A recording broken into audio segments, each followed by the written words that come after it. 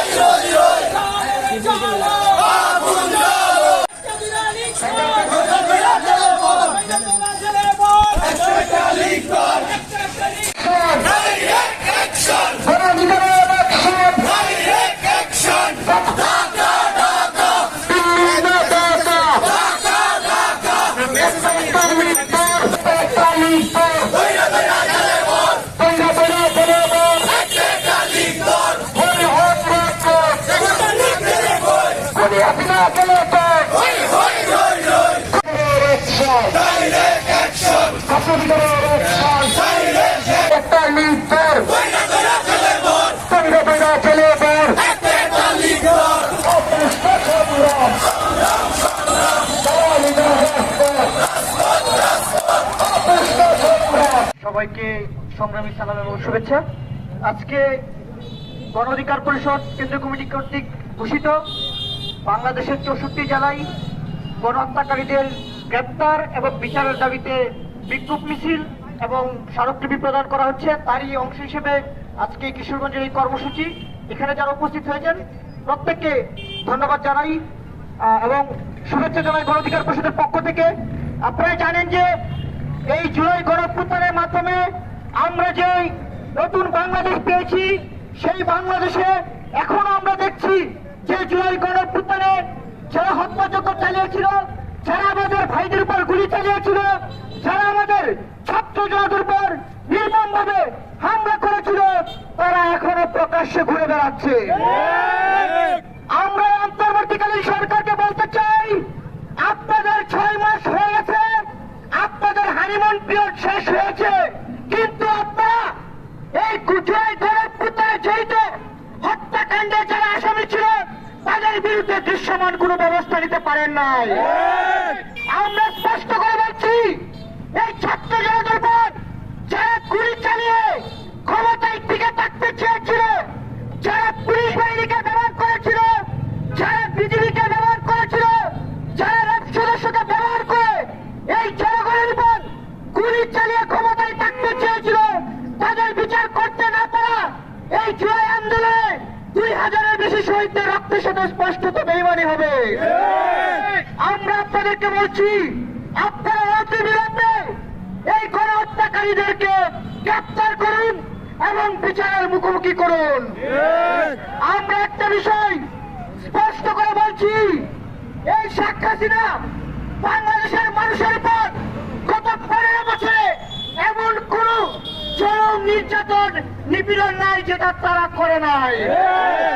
আমরা দেখেছি তাদের দূষণরা বাংলাদেশে এখনো সক্রিয় রয়েছে, যাদের বিরুদ্ধে প্রশাসন কোনো ব্যবস্থা নিচ্ছে না।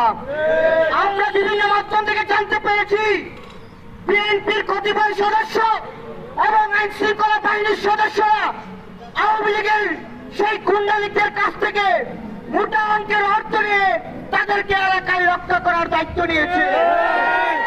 আমরা আপনাদেরকে স্পষ্ট বলছি, এই জুলাই গণঅভ্যুত্থানে আপনারা দেখেছেন আওয়ামী লীগের 16 বছরের শাসন ব্যবস্থা কিভাবে 36 দিনে ভেঙে পড়েছে। আপনারা যদি নিজেদেরকে 90 ফ্যাসিবাদের জায়গায় অবতীর্ণ করতে চান, তাহলে শেখ হাসিনার পতনের কথা আপনাদেরকে স্মরণ করতে হবে।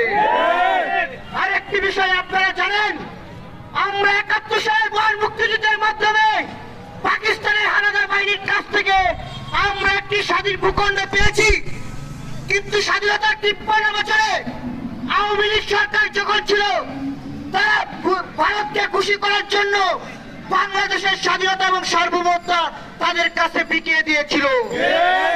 তারই ফলপ্রসূতে আমরা দেখেছি বাংলাদেশে যে তিনটি নির্বাচন হয়েছিল, সেই তিনটি নির্বাচনকে ভারত একচেটিয়াভাবে সমর্থন দিয়েছিল।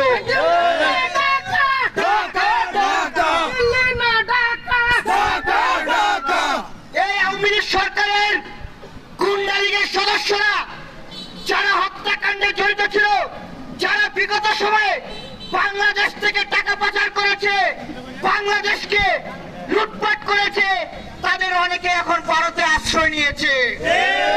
আমরা দেখেছি যে আওয়ামী লীগ সরকারের প্রধান ছিল শেখ হাসিনা, তারই একজন মন্ত্রী আব্দুল মোমেন বলেছিল ভারতের সাথে নাকি স্বামী স্ত্রীর সম্পর্ক।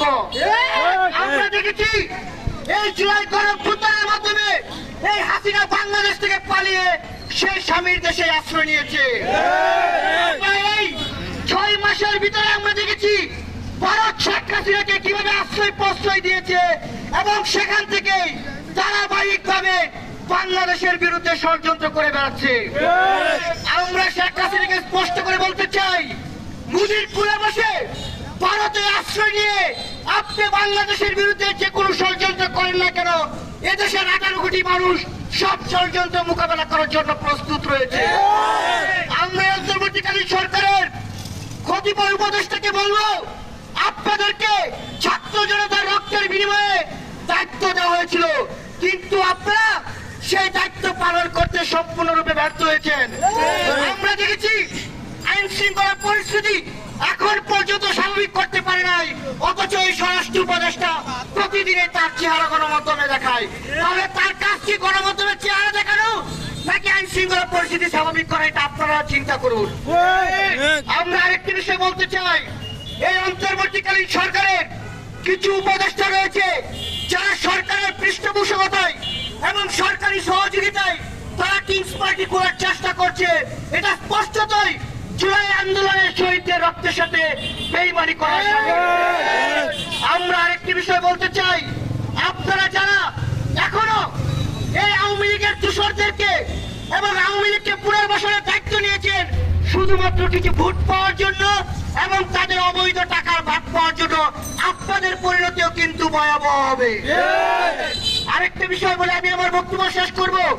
আমরা সরকারকে স্পষ্ট বলছি, আপনারা যদি অনতিবিলম্বে এই গণহত্যাকারীদের বিরুদ্ধে ব্যবস্থা না নেন, তাহলে গণ অধিকার পরিষদ আগামীতে যে কোনো পরিস্থিতি মোকাবেলা করার জন্য বড় ধরনের কঠোর কর্মসূচি ঘোষণা করবে। আজকে এখানে যারা উপস্থিত হয়েছেন সবাইকে ধন্যবাদ জানিয়ে এবং কিশোরগঞ্জবাসীকে বলবো, আপনারা সবসময় ন্যায়ের পক্ষে থাকুন, গণতন্ত্রের পক্ষে থাকুন এবং ভালো মানুষকে ভোটের মাধ্যমে নির্বাচিত করবেন। আগামীতে কোন মানুষকে অর্থের বিনিময়ে, টাকার বিনিময়ে আপনারা কাউকে ভোট দিবেন না, কারণ তাদেরকে টাকার বিনিময়ে ভোট দিলে আপনারা যখন তাদের কাছে কোনো কাজ করতে যাবেন তখন আপনাদের কাছ থেকে তারা বিপুল পরিমাণ ঘুষ দিবে। সেজন্য আপনাদেরকে বলবো, আপনারা শিক্ষিত তরুণ মেধাবীদেরকে আগামীতে কিশোরগঞ্জের নেতৃত্বে আনবেন। আশা করি যে এই তরুণরা বাংলাদেশকে যেভাবে 24 সালে কিশোরগঞ্জের তরুণরাও আগামীতে কিশোরগঞ্জে একটি সুন্দর এবং সুশৃঙ্খল জেলা গঠন করার জন্য তারাও কাজ করবে। সবশেষ বলবো, আমরা জানতে পেরেছি কিশোরগঞ্জের বিভিন্ন জায়গায় চাঁদাবাজি এবং ভালো ব্যবসাকে কেন্দ্র করে প্রশাসনের সাথে বিএনপি নেতাকর্মীদের এক ধরনের যুগ সাজুস হয়েছে। আমরা স্পষ্ট বলছি, শেখ হাসিনার অপকর্মের বিরুদ্ধে বুক চেতিয়ে লড়াই করেছি, কোন অন্যায়ের সাথে আপোষ করার জন্য নয়। যারা দ্রব্য দখলদার এবং বালু ব্যবসার জন্য অবৈধভাবে নানান ধরনের অপকর্ম করে বেড়াচ্ছেন, আপনাদেরকে হুঁশিয়ার করে দিচ্ছি, ভবিষ্যতে যদি এগুলো করতে থাকেন তাহলে কিন্তু আমরা রাজপথের প্রতিবাদ করতে বাধ্য হব। আজকে যারা উপস্থিত হয়েছেন সবাইকে ধন্যবাদ জানাই, সাংবাদিক ভাইদেরকেও ধন্যবাদ জানাই। আমরা এখন আমাদের সভাপতি বক্তব্যের পর ডিসি মহোদয়কে আমরা কি